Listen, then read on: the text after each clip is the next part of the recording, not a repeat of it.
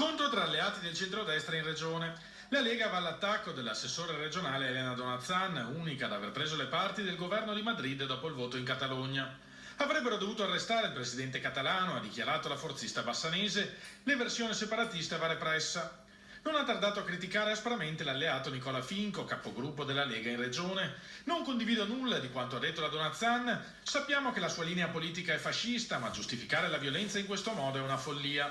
Dello stesso tenore la reazione dell'assessore regionale leghista Roberto Marcato. Non esiste che alla voglia di esprimersi di un popolo si risponda con manganelli e pallottole. Giusta la repressione? Io non sono affatto d'accordo.